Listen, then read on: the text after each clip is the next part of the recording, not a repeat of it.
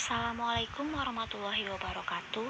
Kami dari kelompok 2 yang beranggotakan saya sendiri Fitria Mariona dan rekan saya Atika Yetinsa. Pada pertemuan kali ini, kami akan mempresentasikan materi yang berjudul Laporan Keuangan Konsolidasian sesuai PSAK nomor 15, 22, dan 65 dan laporan keuangan tersendiri sesuai PSAK nomor 4. Baiklah, langsung saja kita masuk ke materi yang pertama, yaitu PSAK nomor 15, yaitu investasi pada entitas asosiasi dan ventura bersama. Adapun tujuan dari PSAK nomor 15 ini yaitu bertujuan untuk mengatur perlakuan akuntansi investasi pada entitas asosiasi dan mengatur persyaratan penerapan metode ekuitas atas akuntansi investasi pada entitas asosiasi dan ventura bersama. Yang kedua ada ruang lingkupnya. Nah, pada ruang lingkup ini diterapkan oleh seluruh entitas yang merupakan investor dengan pengendalian bersama atau pengaruh signifikan atas investasinya. Yang ketiga ada istilah-istilah dalam PSAK nomor 15 ini, yaitu yang pertama ada entitas asosiasi yang memiliki arti entitas yang mana investor memiliki pengaruh signifikan. Yang kedua, laporan keuangan konsolidasian, yaitu laporan keuangan kelompok usaha yang di dalamnya terdapat aspek liabilitas, ekuitas, penghasilan, beban, dan arus kas entitas induk dan entitas anaknya yang disajikan sebagai suatu entitas ekonomi tunggal. Yang ketiga, ada metode ekuitas. Metode ekuitas ini adalah metode akuntansi di mana investasi pada awalnya diakui sebesar biaya perolehan dan selanjutnya disesuaikan untuk perubahan pasca perolehan dalam bagian investor atas aset neto investasinya. Nah, laba rugi investor ini mencakup bagian atas laba atau rugi investi dalam penghasilan komprehensif lain investornya, di mana bagian atas penghasilan kompresif lain investinya. Nah, yang keempat ada pengaruh signifikan, yaitu kekuasaan untuk berpartisipasi dalam keputusan kebijakan keuangan dan operasional investinya, tetapi tidak untuk mengendalikan bersama atas kebijakan tersebut. Yang kelima ada pengendalian bersama, yaitu persetujuan kontraktual untuk berbagi pengendalian atas suatu pengaturan. Yang ada hanya ketika keputusan tentang aktivitas relevan mensyaratkan persetujuan dengan suara bulat dari seluruh pihak yang berbagi pengendalian. Nah, yang terakhir ada istilah venture bersama, yaitu pihak dalam ventura bersama yang memiliki pengendalian bersama atas ventura bersama tersebut. Selanjutnya ada pengaruh signifikan. Pengaruh signifikan ini terdiri dari indikasi kuantitatif dan indikasi kualitatif. Yang pertama, indikasi kuantitatif. Indikasi kuantitatif maksudnya jika entitas memiliki secara langsung maupun tidak langsung sebanyak 20% atau lebih hak suara investi, maka entitas dianggap memiliki pengaruh signifikan, kecuali sebaliknya. Namun jika entitas memiliki secara langsung maupun tidak langsung kurang dari 20% dari hak suara investi, maka entitas dianggap tidak memiliki pengaruh signifikan, kecuali pengaruh signifikan tersebut dapat dibuktikan dengan jelas. Yang kedua, indikasi kualitatif. Keberadaan pengaruh signifikan oleh entitas umumnya dibuktikan dengan satu atau lebih cara, yaitu yang pertama dengan cara keterwakilan dalam dewan direksi dan dewan komisaris atau organ setara di investi. Yang kedua, partisipasi dalam proses pembuatan kebijakan, termasuk partisipasi dalam pengambilan keputusan tentang dividen atau distribusi lainnya. Yang ketiga, dengan adanya transaksi material antara entitas dengan investi. Yang keempat, pertukaran personil manajerial. Dan yang terakhir, dengan penyediaan informasi teknis pokok. Nah, dalam pengaruh signifikan ini, entitas dapat memiliki waran, opsi beli saham, instrumen utang, atau instrumen ekuitas yang dapat dikonversi menjadi saham biasa, atau instrumen sejenis lainnya memiliki potensi untuk menambah hak suara entitas atau mengurangi hak suara pihak lain atas kebijakan keuangan operasional entitas lainnya.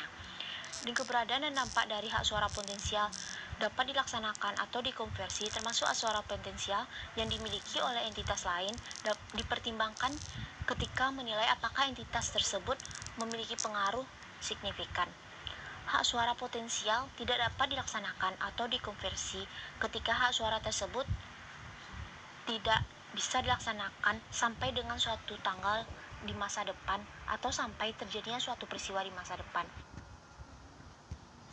Selanjutnya ada metode ekuitas. Dalam metode ekuitas, pengakuan awal investasi pada entitas asosiasi atau ventura bersama diakui sebesar biaya perolehan dan jumlah tercatat tersebut ditambah atau dikurang untuk mengakui bagian investor atas laba rugi investi setelah tanggal perolehan. Nah, bagian investor atas laba rugi investi ini diakui dalam laba rugi investor. Nah, penerimaan distribusi dari investi bisa mengurangi nilai tercatat investasinya. Nah, dan penyesuaian terhadap jumlah tercatat tersebut juga mungkin dibutuhkan untuk perubahan dalam proporsi bagian investor atau investi yang timbul dari penghasilan komprehensif lain investinya. Dan perubahan tersebut termasuk perubahan yang timbul dari revaluasi aset tetap dan selisih penjabaran valuta asing. Lalu, penyesuaian terhadap nilai tercatat ini juga diperlukan jika terdapat perubahan dalam proporsi bagian investor atas investi yang timbul dari pendapatan komprehensif lain investi lainnya. Dan bagian investor atas perubahan tersebut dapat diakui dalam pendapatan komprehensif lain investornya. Namun, hak suara potensial tersebut tidak dapat mempengaruhi bagian laba investor.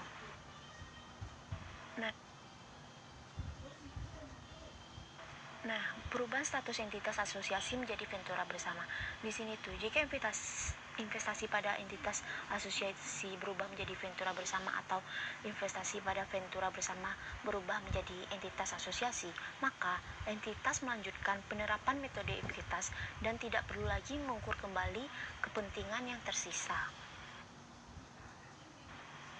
Selanjutnya, perubahan dalam bagian kepemilikan. Jika bagian kepemilikan entitas pada entitas asosiasi atau ventura bersama berkurang, tetapi entitas tetap menerapkan metode ekuitas, maka entitas tersebut harus mereklasifikasikan ke laba rugi proporsi keuntungan atau kerugian yang telah diakui sebelumnya dalam penghasilan komprehensif lain yang terkait dengan pengurangan bagian kepemilikan tersebut. Jika keuntungan atau kerugian tersebut disyaratkan untuk direklasifikasikan ke laba rugi atas pelepasan aset atau liabilitas yang terkait. Nah, adapun prosedur penerapan metode ekuitas. Investasi dicatat dengan menggunakan metode ekuitas sejak tanggal investasi tersebut memenuhi definisi entitas asosiasi atau ventura bersama. Pada saat perolehan investasi, setiap selisih antara biaya perolehan investasi dengan bagian entitas atas nilai wajar neto aset dan liabilitas teridentifikasi dari investi dicatat dengan cara berikut. Yang pertama, goodwill yang terkait dengan entitas asosiasi atau ventura bersama termasuk dalam jumlah tercatat investasi. Nah, dan amortisasi goodwill tersebut tidak dapat diperkenankan. Yang kedua, setiap selisih lebih bagian entitas atas nilai wajar neto aset dan liabilitas teridentifikasi dari investi terhadap biaya perolehan investasi dimasukkan sebagai penghasilan dalam menentukan bagian entitas atas laba rugi entitas asosiasi atau ventura bersama pada periode investasi diperoleh. Laporan keuangan investi. Laporan keuangan terkini entitas asosiasi atau ventura bersama yang tersedia digunakan oleh entitas dalam menerapkan metode ekuitasnya.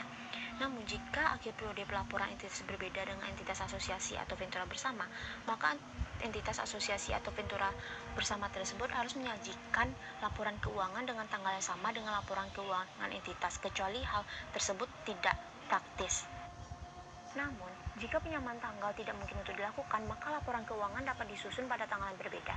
Tapi perbedaan antara akhir periode pelaporan entitas asosiasi dengan investor tersebut tidak boleh lebih dari 3 bulan. Dan laporan keuangan investor itu disusun dengan menggunakan kebijakan akuntansi yang sama dengan entitas asosiasi untuk transaksi dan peristiwa dalam keadaan yang serupa. Saham preferen kumulatif. Saham preferen kumulatif investi itu yang dimiliki oleh pihak lain dapat diklasifikasikan sebagai ekuitas, di mana investor menghitung bagian atas laba atau rugi setelah penyesuaian dividen saham preferen kumulatif yang telah atau belum diumumkan. Dan terakhir dari SAK 15 ini ada rugi penurunan nilai.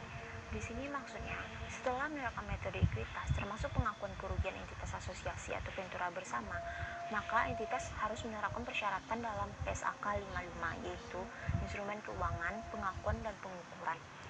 Untuk menentukan apakah dibutuhkan tambah rugi penurunan nilai dengan memperhatikan investasi neto entitas pada entitas asosiasi atau ventura bersamanya.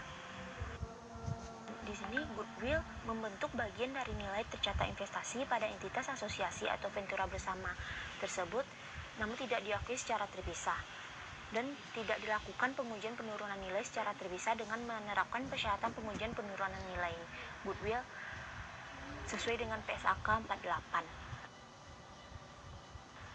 Selanjutnya materi yang kedua yaitu PSAK nomor 22, yaitu kombinasi bisnis.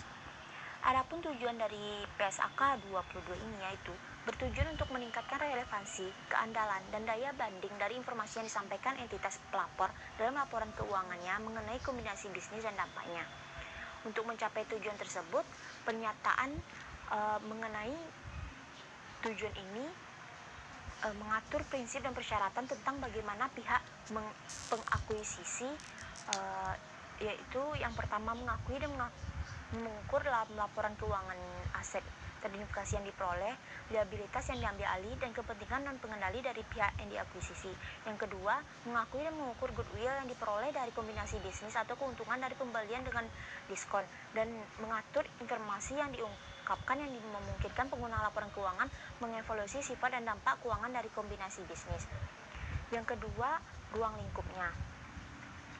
Nah, pernyataan ini diterapkan untuk transaksi atau peristiwa lain yang memenuhi definisi kombinasi bisnis. Namun, pernyataan ini tidak diterapkan untuk pembentukan ventura bersama. Yang kedua, akuisisi aset atau kelompok aset yang bukan merupakan suatu bisnis. Namun, dalam hal tersebut, pihak pengakuisisi mengidentifikasi dan mengakui setiap aset teridentifikasi yang diperoleh, termasuk aset yang memenuhi definisi dari dan kriteria pengakuan untuk aset tak berwujud, sebagaimana yang diatur dalam PSAK 19, dan liabilitas yang diambil alih. Dan biaya perolehan dari kelompok aset tersebut dialokasikan kepada masing-masing aset teridentifikasi dan liabilitas berdasarkan nilai wajar relatifnya pada tanggal pembelian. Transaksi atau peristiwa tersebut tidak bisa menimbulkan goodwill. Yang terakhir, dengan kombinasi entitas atau bisnis pengendali memberikan pedoman penerapan yang terkait. Dan persyaratan dalam pernyataan di atas tidak bisa diterapkan untuk akuisisi yang dilakukan oleh entitas investasi sebagaimana yang telah didefinisikan dalam PSAK 65, yaitu investasi pada entitas anak disyaratkan untuk diukur pada nilai wajar melalui laba rugi. Metode akuisisi. Nah, entitas mencatat setiap kombinasi bisnis dengan menerapkan metode akuisisi. Adapun syarat dalam penerapan metode akuisisi tersebut yaitu pengidentifikasian pihak pengakuisisi, yang kedua dengan penentuan tanggal akuisisi, yang ketiga pengakuan pengukuran aset teridentifikasi yang diperoleh, liabilitas yang diambil alih, dan kepentingan non pengenali pihak akuisisi, dan yang terakhir pengakuan pengukuran goodwill atau keuntungan dari pembelian dengan diskon. Dan melalui syarat-syarat tadi, yang pertama dengan mengidentifikasi pihak pengakuisisi. Nah, untuk setiap kombinasi bisnis, salah satu dari entitas yang bergabung harus diidentifikasikan sebagai pihak pengakuisisi. Yang kedua, penentuan tanggal akuisisi. Pihak pengakuisisi harus mengidentifikasikan tanggal akuisisi, yaitu tanggal di mana pihak pengakuisisi memperoleh pengendalian atas pihak diakuisisinya. Nah, pada situasi tertentu, SAK memberikan perbedaan perlakuan akuntansi yang bergantung pada bagaimana entitas mengklasifikasikan atau menetapkan aset atau liabilitas tertentu. Contoh dari klasifikasi atau penetapan yang dilakukan pihak pengakuisisi berdasarkan pada keadaan yang terkait yang ada pada tanggal akuisisi, termasuk hal yang tidak terbatas pada klasifikasi aset dan liabilitas keuangan tertentu sebagai aset atau liabilitas keuangan yang diukur pada nilai wajar melalui laba rugi, atau sebagai aset keuangan yang tersedia untuk dijual atau dimiliki hingga jatuh tempo. Yang kedua, penentuan instrumen derivatif sebagai instrumen lindung nilai sesuai dengan PSAK 55. Yang ketiga, penilaian apakah suatu derivatif melekat dipisahkan dari kontrak utama sesuai dengan PSAK 55. Akuntansi dan pengukuran setelah pengakuan awal. Secara umum, pihak pengakuisisi selanjutnya mengukur dan mencatat aset yang diperoleh, liabilitas yang diambil alih atau terjadi, dan instrumen ekuitas yang diterbitkan dalam kombinasi bisnis sesuai dengan SAK yang dapat diterapkan untuk pos-pos tersebut, bergantung pada sifatnya. Akan tetapi, PSAK ini memberikan pedoman atas akuntansi dan pengukuran setelah pengakuan awal untuk aset yang diperoleh, liabilitas yang diambil alih atau terjadi, dan instrumen ekuitas yang diterbitkan dalam kombinasi bisnis sebagai berikut. Yang pertama, hak yang diperoleh kembali. Hak yang diperoleh kembali diakui sebagai aset tak terwujud diamortisasi selama sisa periode kontraktual dari kontrak yang mendasari pemberian hak tersebut, dan pihak pengakuisisi selanjutnya menjual hak yang diperoleh kembali kepada pihak ketiga dengan memasukkan nilai tercatat aset tak terwujud tersebut dalam mengatur keuntungan atau kerugian dari penjualan. Yang kedua, liabilitas kontingensi yang diakui pada tanggal akuisisi. Nah, setelah pengakuan awal dan sampai liabilitas diselesaikan, dibatalkan ataupun kadaluarsa, pihak pengakuisisi mengukur liabilitas kontingensi yang diakui dalam kombinasi bisnis pada nilai yang lebih tinggi di antara jumlah yang diakui sesuai dengan PSAK 57 dan jumlah yang pada awalnya diakui setelah dikurangi, dan jika dapat diterapkan akumulasi amortisasi yang diakui sesuai dengan PSAK 23. Yang ketiga, dengan aset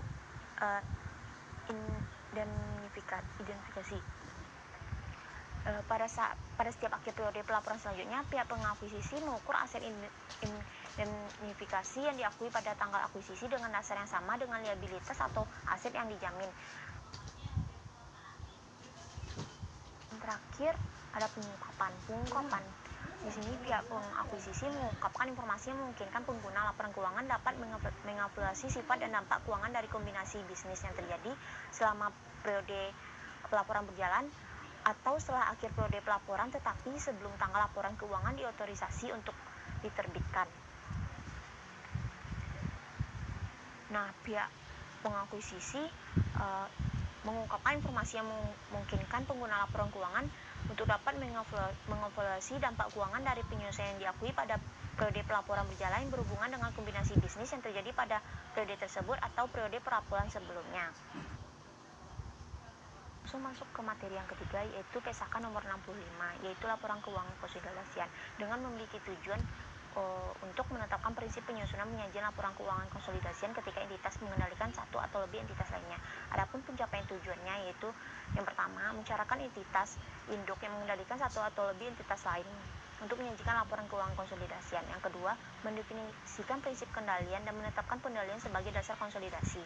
Yang ketiga, menetapkan bagaimana cara menerapkan prinsip pengendalian untuk mengidentifikasi apakah investor mengendalikan investi sehingga investor harus mengonsolidasi investi. Yang keempat, menetapkan persyaratan akuntansi untuk penyusunan laporan keuangan konsolidasian. Yang terakhir, dengan mendefinisikan entitas investasi dan menetapkan pengecualian untuk mengonsolidasikan entitas anak tertentu dari entitas investasi. Dan pernyataan di atas tadi tidak berhubungan dengan persyaratan akuntansi untuk kombinasi bisnis dan dampaknya dalam konsolidasi, termasuk goodwill yang timbul dari kombinasi bisnis.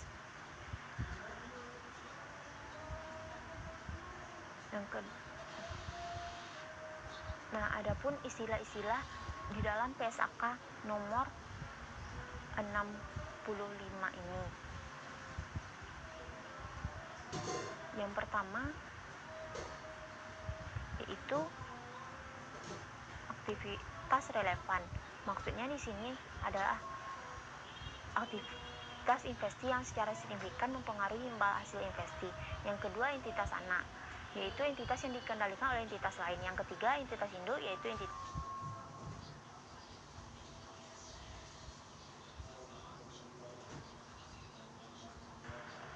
aktivitas investi yang secara signifikan mempengaruhi imbal hasil investi. Yang kedua, entitas anak, yaitu entitas yang dikendalikan oleh entitas lain. Yang ketiga, entitas induk, yaitu entitas yang mengendalikan satu atau lebih entitas. Yang terakhir, entitas investasi, yaitu entitas yang memperoleh dana dari satu atau lebih investor dengan tujuan memberikan investor tersebut jasa manajemen investasi, lalu menyatakan komitmen kepada investornya bahwa tujuan bisnisnya adalah untuk menginvestasikan dana dan yang semata-mata untuk memperoleh imbal hasil dari kenaikan nilai modal penghasilan investasi atau keduanya, dan untuk mengukur dan mengevaluasi kinerja dari seluruh investasi yang substansial berdasarkan pada nilai wajar. Selanjutnya ada istilah hak pencabutan, yaitu hak untuk mencabut kewenangan pengambilan keputusan dimiliki oleh pengambil keputusan. Selanjutnya, hak protektif, yaitu hak yang didesain untuk melindungi kepentingan pihak pemegang hak protektif tanpa memberikan kekuasaan kepada pihak tersebut atas entitas di mana hak tersebut terkait. Selanjutnya, kekuasaan adalah hak yang ada saat ini yang memberikan kemampuan kini untuk mengarahkan aktivitas relevan. Lanjut, kelompok usaha, yaitu suatu entitas induk dan entitas anaknya.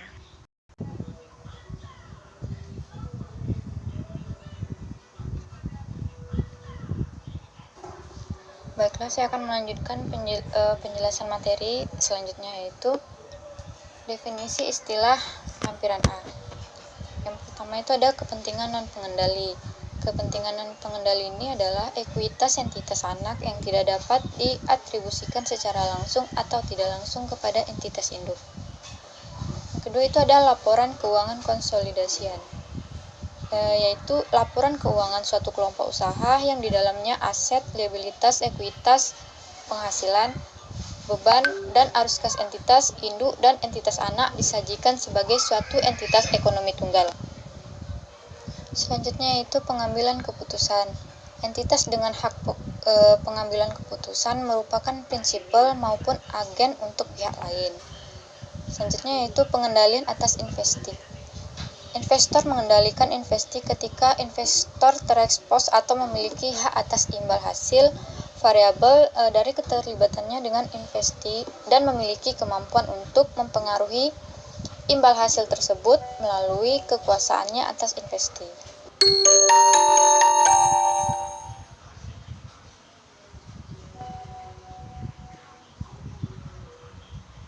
Baiklah, saya akan melanjutkan penjelasan materi selanjutnya, yaitu definisi istilah lampiran A. Yang pertama itu ada kepentingan non-pengendali. Kepentingan non-pengendali ini adalah ekuitas entitas anak yang tidak dapat diatribusikan secara langsung atau tidak langsung kepada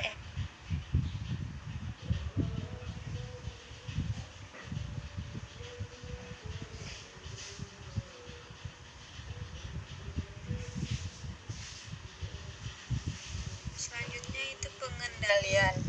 Investor, terlepas dari sifat keterlibatannya dengan entitas atau investi, menentukan apakah investor itu merupakan entitas induk dengan menaksir apakah investor tersebut mengendalikan investi.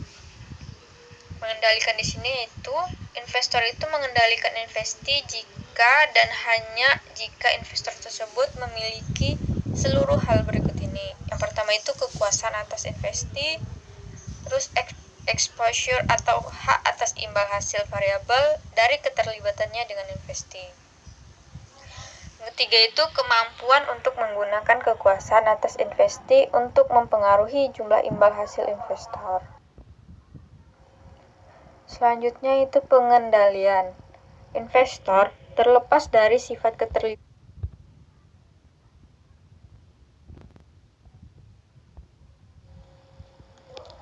Selanjutnya ada kekuasaan.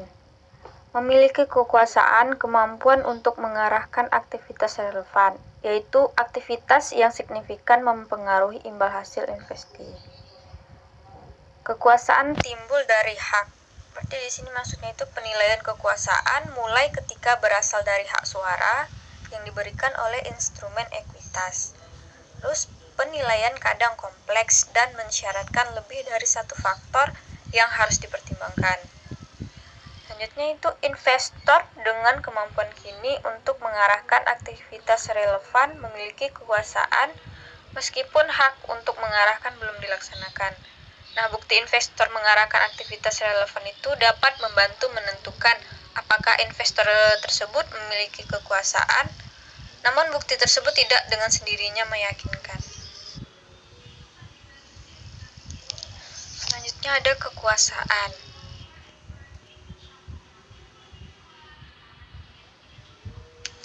Jika masing-masing dari dua atau lebih investor memiliki hak saat ini yang memberi mereka kemampuan sepihak untuk mengarahkan aktivitas relevan yang berbeda, maka investor yang memiliki kemampuan untuk mengarahkan aktivitas yang paling mempengaruhi imbal hasil investi secara signifikan memiliki kekuasaan atas investi. Investor dapat memiliki kekuasaan atas investi, meskipun entitas lain memiliki hal yang ada saat ini yang memberi mereka kemampuan kini untuk berpartisipasi dalam mengarahkan aktivitas relevan. Sebagai contoh, ketika entitas lain memiliki pengaruh signifikan. Investor yang hanya memiliki hak protektif tidak memiliki kekuasaan atas investasi dan sebagai akibatnya tidak mengendalikan investasi.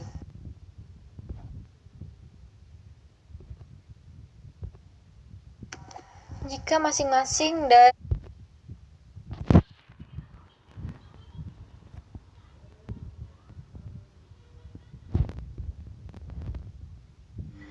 selanjutnya yaitu contoh yang termasuk hak protektif tetapi tidak terbatas pada yang pertama itu ada hak pemberi pinjaman untuk membatasi peminjam dalam melakukan aktivitas yang dapat secara signifikan mengubah risiko kredit pinjaman yang dapat menyebabkan kerugian pemberi pinjaman.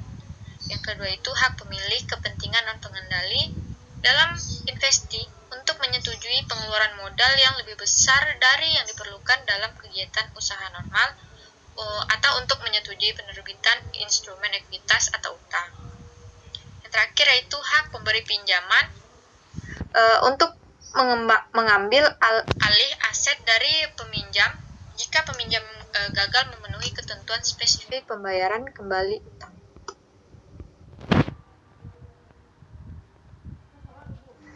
Selanjutnya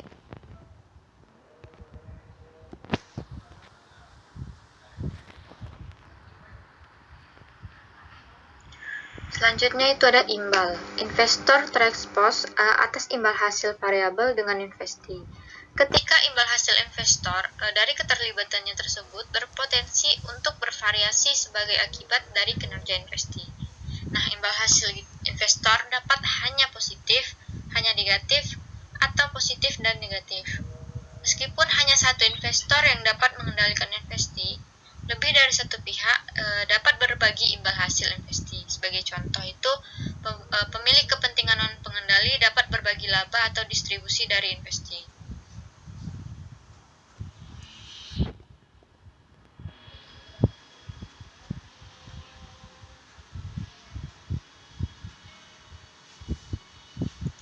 Selanjutnya itu ada imbal.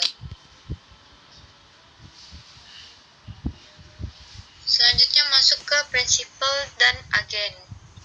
Investor dengan hak pengambilan keputusan menentukan apakah investor bertindak sebagai prinsipal atau agen. Investor yang bertindak sebagai agen tidak mengendalikan investasi ketika investor tersebut melaksanakan hak pengambilan keputusan yang didelegasikan kepada investor tersebut. Selanjutnya masuk ke prinsip.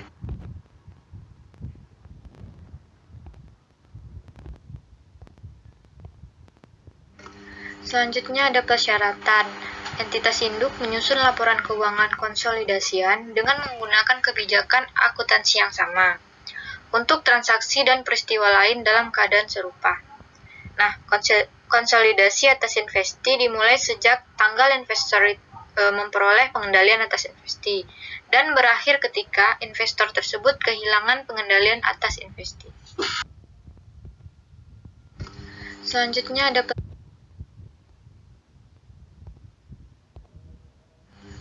Selanjutnya ada prosedur konsolidasi. Yang pertama itu menggabungkan item sejenis. Nah, item sejenis itu seperti aset, liabilitas, ekuitas, penghasilan, beban, dan arus kas dari entitas induk dengan entitas anaknya.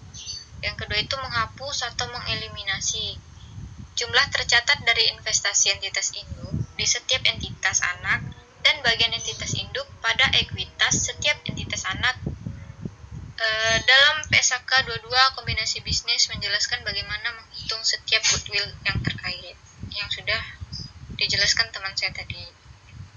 Yang ketiga itu mengeliminasi secara penuh aset dan liabilitas, ekuitas, penghasilan, beban, dan arus kas dalam intra kelompok usaha terkait dengan transaksi antar entitas dalam kelompok usaha atau laba rugi yang timbul dari transaksi intra kelompok usaha yang diakui dalam aset seperti persediaan dan aset tetap dieliminasi seluruhnya.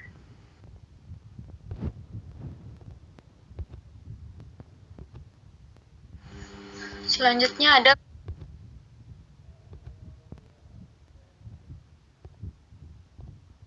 Selanjutnya itu ada kepentingan. Entitas induk menyajikan kepentingan non-pengendali di entitas dalam laporan posisi keuangan konsolidasian, terpisah dari ekuitas pemilik entitas induk. Perubahan dalam bagian kepemilikan entitas induk pada entitas anak yang tidak mengakibatkan hilangnya pengendalian entitas induk pada entitas anak adalah transaksi ekuitas, yaitu transaksi dengan pemilik dalam kapasitasnya sebagai pemilik. Selanjutnya itu ada kepentingan.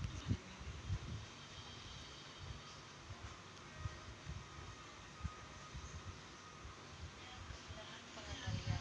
Jika entitas induk kehilangan pengendalian pada entitas anak, maka entitas induk yang pertama itu menghentikan pengakuan aset termasuk setiap goodwill dan liabilitas entitas anak pada jumlah tercatatnya ketika pengendalian hilang, dan jumlah tercatat setiap kepentingan non-pengendali pada entitas anak terdahulu pada tanggal hilangnya pengendalian, termasuk setiap komponen penghasilan komprehensif lain yang didistribusikan pada kepentingan pengendalian. Yang kedua itu mengakui yang pertama nilai wajar pembayaran yang diterima jika ada dari transaksi, peristiwa, atau keadaan yang mengakibatkan hilangnya pengendalian. Kedua, jika transaksi, peristiwa, atau keadaan yang mengakibatkan hilangnya pengendalian melibatkan distribusi saham entitas anak kepada pemilik dalam kapasitas sebagai pemilik, dan setiap sisa investasi pada entitas anak terdahulu pada nilai wajarnya pada tanggal hilangnya pengendalian.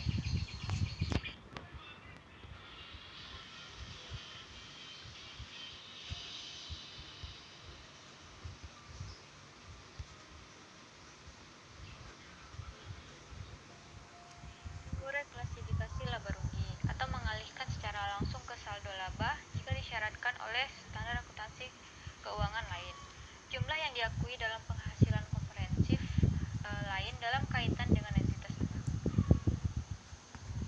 Selanjutnya mengakui perbedaan apapun yang dihasilkan sebagai keuntungan atau kerugian dalam laba rugi yang diatribusikan kepada entitas itu.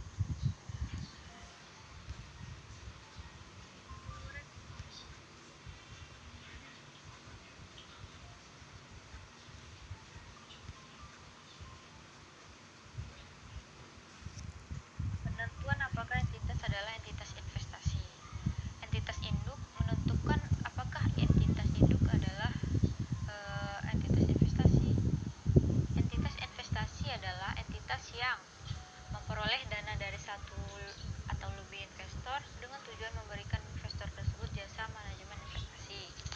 Menyatakan komitmen kepada investor bahwa tujuan bisnisnya adalah untuk menginvestasikan dana yang semata-mata untuk memperoleh imbal hasil dari kenaikan nilai modal, penghasilan investasi, atau keduanya, dan mengukur dan mengevaluasi kinerja dari seluruh investasinya yang substansial berdasarkan pada nilai wajar.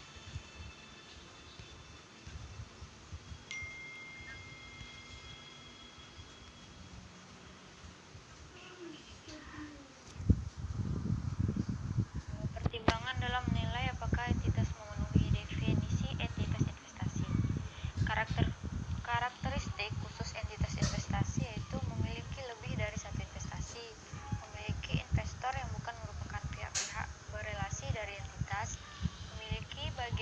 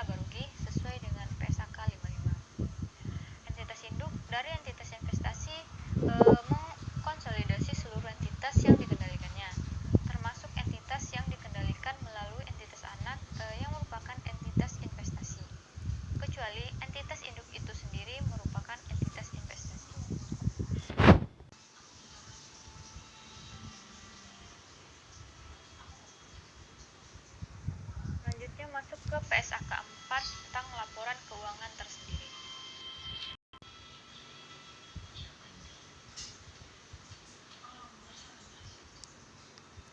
Ada tujuan dan ruang lingkup dalam PSAK 4 ini. Yang pertama itu tujuan, mengatur persyaratan akuntansi untuk investasi pada entitas anak, ventura bersama, dan entitas asosiasi ketika entitas induk menyajikan laporan keuangan tersendiri sebagai informasi tambahan.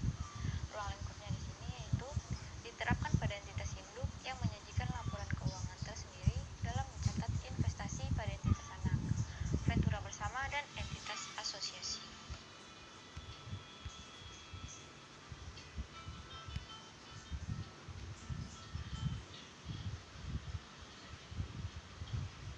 Masuk ke definisi.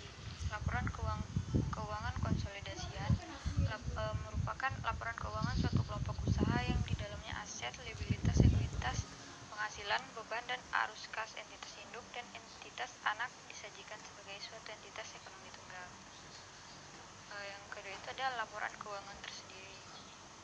Laporan keuangan yang disajikan oleh entitas induk yang mencatat investasi pada entitas anak, entitas asosiasi, dan ventura bersama berdasarkan biaya perolehan atau sesuai dengan PSAK 55. Entitas induk yaitu investor yang mempunyai pengendalian atas entitas anak. Itu laporan keuangan tersendiri. Entitas induk tidak boleh menyajikan laporan keuangan tersendiri sebagai laporan keuangan bertujuan umum atau general purpose financial statement. Nah, laporan keuangan tersendiri ini minimal terdiri dari 4 laporan keuangan. Yang pertama itu laporan posisi keuangan.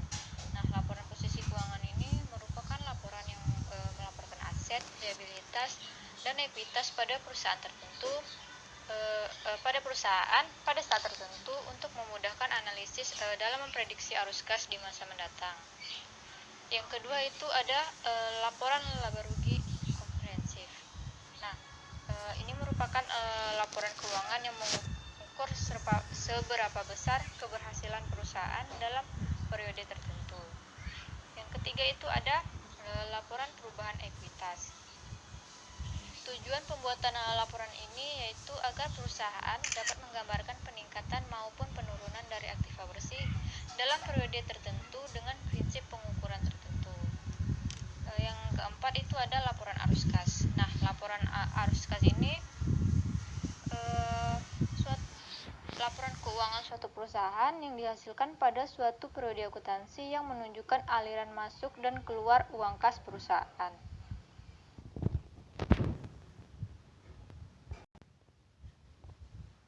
Selanjutnya itu penyusunan laporan keuangan tersendiri. Jika entitas induk menyusun laporan keuangan tersendiri, maka entitas induk tersebut mencatat investasi pada entitas anak, ventura bersama, dan entitas asosiasi pada biaya perolehan, metode ekuitas sesuai PSAK 55, instrumen keuangan, pengakuan, dan pengukuran. Nah, entitas induk menerapkan akuntansi yang sama untuk setiap kategori investasi.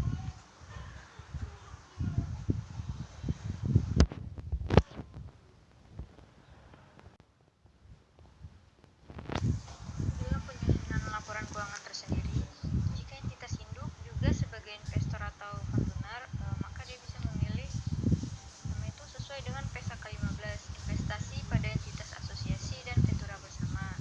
Jadi mengukur investasinya dalam entitas asosiasi. Sesuai dengan PSAK 55, instrumen keuangan, pengakuan, dan pengukuran, maka ventura bersama pada nilai wajar melalui laba rugi.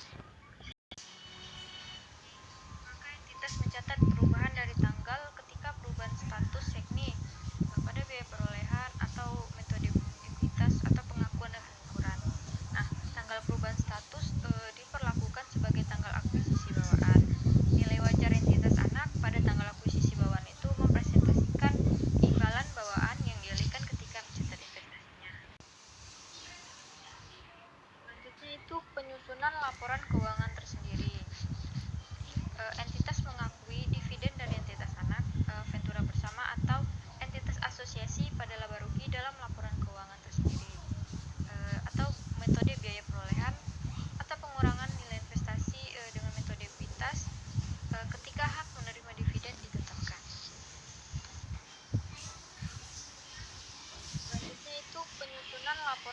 keuangan tersebut.